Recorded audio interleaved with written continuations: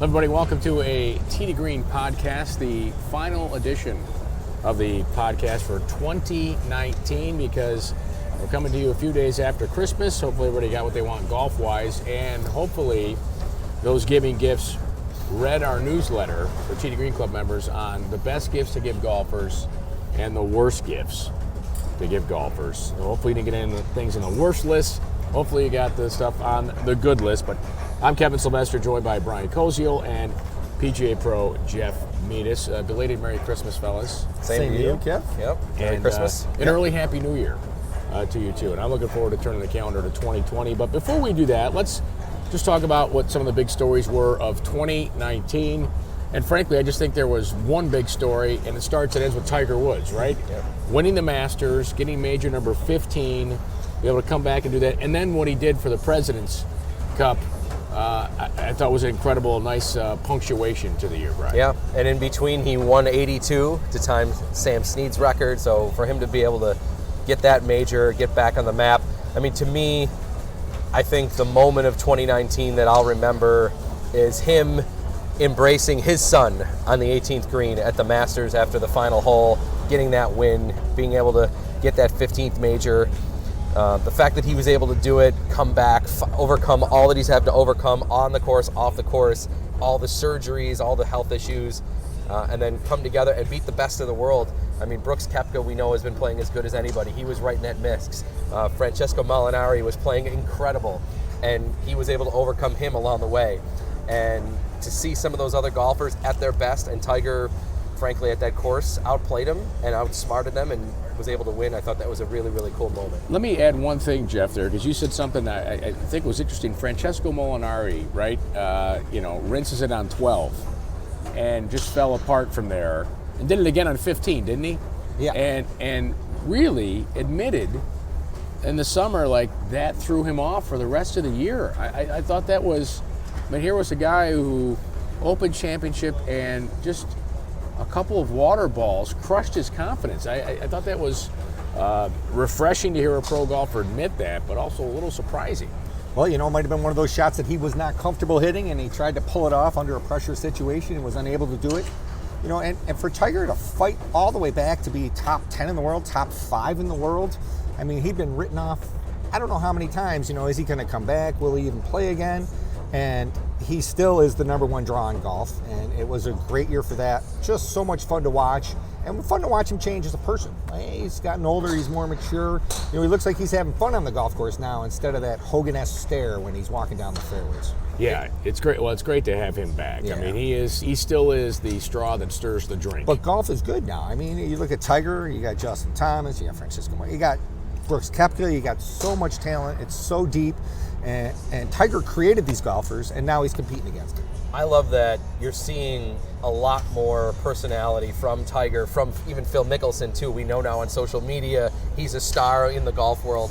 But those two guys who were the 1 and 2, that it was almost as if one of them weren't in a golf event, it got almost no attention for the whole decade or plus. But now you said they've created this whole set of golfers. They've created golfers having more personality, having a little more fun. Not only is it fun to see Tiger and Phil interact with that group that's 15 to 20 years younger, but now all these guys are a lot more fun to be around. And I think watching Justin Thomas is super fun. Watching Brooks Koepka in his own way, a different personality, a different style of golf, a lot of fun to play with. And to see all them interact with each other and watching Tiger compete with them now, they all watched him growing up, but they never got to compete to Tiger when he was on his A game, and now that's coming to fruition too. Tiger's on his A game. Now, would you say the second biggest story was Brooks Koepka, or would you say it was the rules for 2019? The rules changes and all the breaches and the weird situations that seem to occur this year. I felt like every week we had some kind of funky rules decision or violation. Or I would say yes. I think the rules would be the number 2 story from 2019. Because they did, we had the change in rules, right? The simplification of the rules. Yet we had all these complicated rulings in professional golf. changes midstream in the rules, Yes. adapt, trying to mollify or change the rule because it didn't work the way they intended it. And just all these bizarre things, right? And one that I witnessed in person was at the Northern Trust at Liberty National. Rory McIlroy in the bunker on their signature hole, the 14th, the par 3, and he thought he's picking up a pebble because you can move, again, you can move loose impediment, right? And it disintegrates in his hand. So it's not a It loose looked like a impediment. pen. Yeah, so he gets penalized 2 strokes. And afterwards, they said, no, we're going to rescind the penalty on it. Like just all these things that were just interesting and bizarre that occurred. And by the way, we should mention we're in a golf dome right now. That's why there's a lot of ambient golf noise. We thought it was appropriate. And then Patrick Reed at the end of the year. Patrick obviously. Reed Yeah, doing what he did, and then his explanation of it all, how he kind of almost was in defiance about it, and the crowd got on him in Australia at the President's Cup. I mean, that was very interesting itself.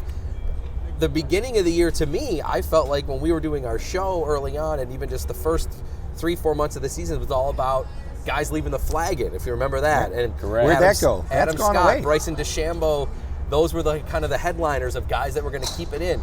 That really went away. We were wondering, would it be a huge advantage?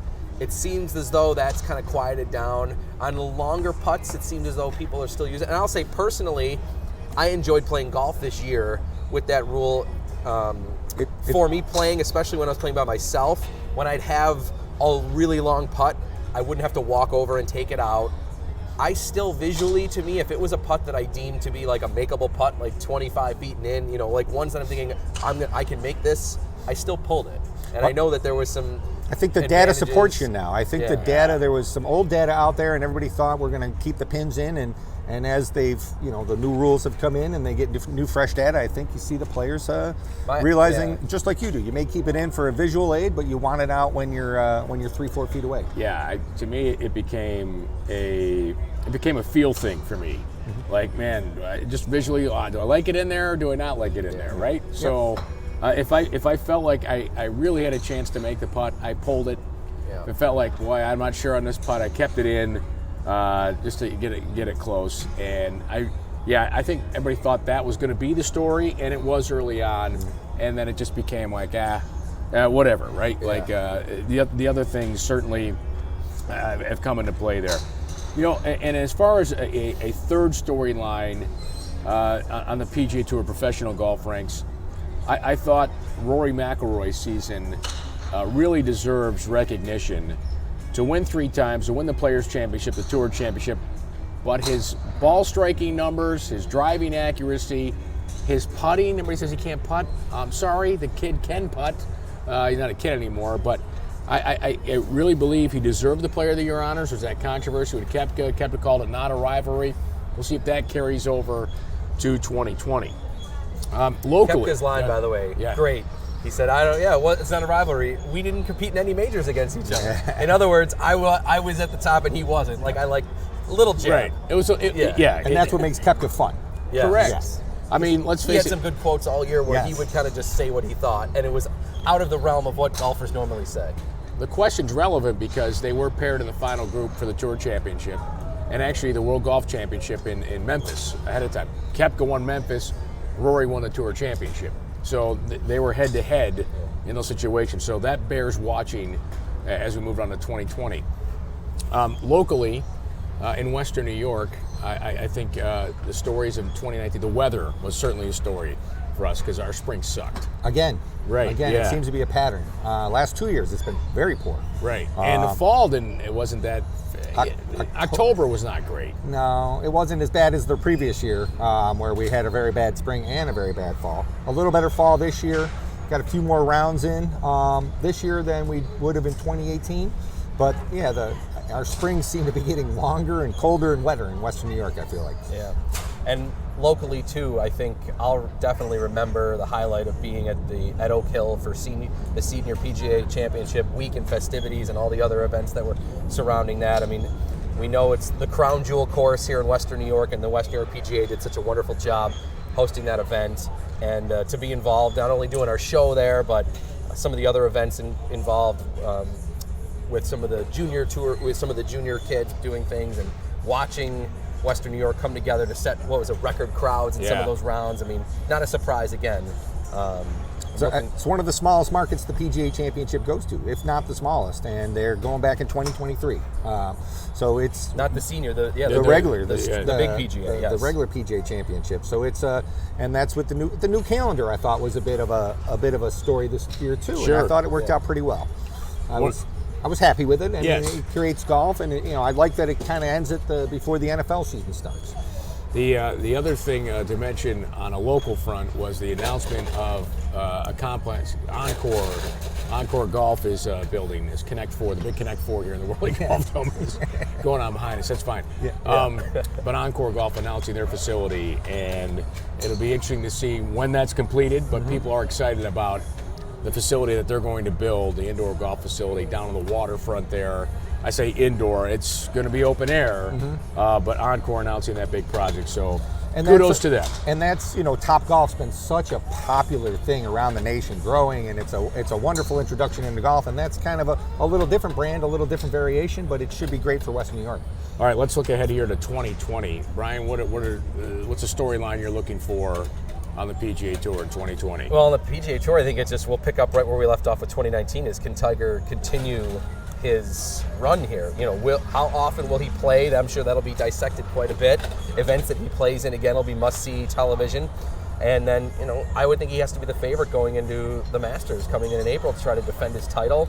Also, again, I think this is a Ryder Cup year, so a little bit more focus in on that too. Some of the other fringe players. The story of 2019 again was, wow, did Jordan Spieth fall off? Is Ricky Fowler ever going to step up and win a major? Like some of these other secondary storylines, those will come back into play again, and I'll be watching for those too. Yeah, I'm interested to see Brooks Koepka. He was an amazing player last year. He showed up for the majors. He wasn't able to play in the President's Cup because of injury. Can he come back? Now Tiger's playing good. Justin Thompson. Everybody's playing good. Is he going to still be able to stand out? I still think you're right. I think 2020 story is going to be, what's Tiger going to be like this year? It's going to be fun to watch. All right, I think Phil Mickelson is going to be interesting here in 2020. Reshaped his body, right? Shrunk. I mean, we knew Phil with his calves, but now he has abs. And he did it for a reason. He wants to make the Ryder Cup team. He obviously saw a deficiency in his game and changed his body to be in better shape. He's in the best shape of his life right now. So I'll be interested to see if that translates to victory again for Phil Mickelson, and if he can play his way onto the Ryder Cup team. The U.S. Open, I think that's gone for Phil, frankly, but Ryder Cup team, I mean, that's a goal of his, and we're talking about one of the greatest ever. So let's see if he can achieve that. And then I'll add Brooks Koepka, returning from knee injury. Right. He had his knee scoped and, did not play in the President's Cup. So let's see what he can do. And his buddy Dustin Johnson, right? I mean, really, he's on the President's Cup, but where was Dustin Johnson in 2019? He won. He always wins, at least one tournament. But I think there's more out of DJ to come here in 2020. And I think, Phil Mickelson, he tends to start off hot. The West Coast is when he's done it, and maybe it was a fitness issue. Maybe that's why by the end of the year he's bedraggled, he's a little tired, maybe he doesn't play as well. So maybe this fitness will help him maintain through the year. I think it's going to be tough for him to make that Ryder Cup team. There's so many good players. He did have a down year, Phil. He didn't have, he had a couple good events in the spring. And after that, he won at Pebble. He did, right? But then he disappeared in the summer. You didn't see Phil anywhere. I mean, he'd shoot an occasional 63, but he'd never have a complete tournament. So I think it's going to be very difficult. And Ryder Cup years always just add that little bit extra to the golf season because you really, really want to make that team. So a new venue for the PGA Championship that people haven't seen in a while, TPC Harding Park is going to host that. So we'll have some primetime golf, which we always like for that in May. The U.S. Open this year is at Wingfoot. That's drivable for all of us here in Western New York if you want to go. Just north of New York City. And then Royal St. George's hosts the Open Championship and Olympics for the golf calendar this year, too. That's right. So you got Ryder Cup and Olympics. So there's going to be a lot jammed in. We don't, the Players Championships in March. We talked about how those majors go bing, bing, bing, bing, bing, 1 month each. Well, then in August, you've got the Olympics. then the playoffs, then the Ryder Cup. So it's going to be a jammed 2020 calendar. Yeah, that certainly is. I forgot about the Olympics. Can Tiger make the Olympic team? Tiger wants to make the Olympic Right. team. They're playing in Japan. He just won in Japan. Mm-hmm. Let's see if Tiger Woods can make the Olympic team. I have a feeling he will. Like, sets a goal for himself. That'll be interesting to see if Tiger Woods is able to do that. Here on the local front, Tee to Green radio show returns in March on WGR. We're looking forward to that. We're looking forward to some announcements. So just say that stay tuned for some announcements in 2020 for some things we're going to do with Tee to Green. So I don't want to let the cat out of the bag on what we're doing. That's right. It's called a tease in the radio business. Yes, it's a big tease, even a tease on a podcast. Yeah. Our Duster Putting Challenge event will be back to support the PGA Reach Foundation. That'll be fun. Yeah, that's a great We're going event. to have a lot more good items coming up with our show, so looking forward to that. if you're engaged in golf, you're going to want to listen. We're going to have a great year. I'm looking And forward listen, to it. if you want to get your game going in 2020, the best it's ever been, make sure you contact Jeff. Yep. You're going to give out your cell phone right now That's during the right. Maybe podcast? not just yet. Just yet. Listen, teetogreen.golf. That's going to be the place to go. teetogreen.golf is our website, and there you'll see information. Join the Tee to Green Club. That is free. T, the number 2. T, the number 2. That's right. T2, the number 2, Green. T2 Green. And that's .golf. Join our club. We give away a lot of great stuff throughout the year, and we're going to do that again in 2020. Looking forward to some, I'll say on par giveaways. I'd say bigger and better, but we give away some great stuff. Yeah. Last year in 2019, we're going to do the same thing in 2020. Just keeps growing. All right, so thanks for tuning in. Be sure to check out teetogreen.golf for Jeff Meadis, Brian Koziel. I'm Kevin Sylvester, and we'll talk a lot of golf with you in 2020.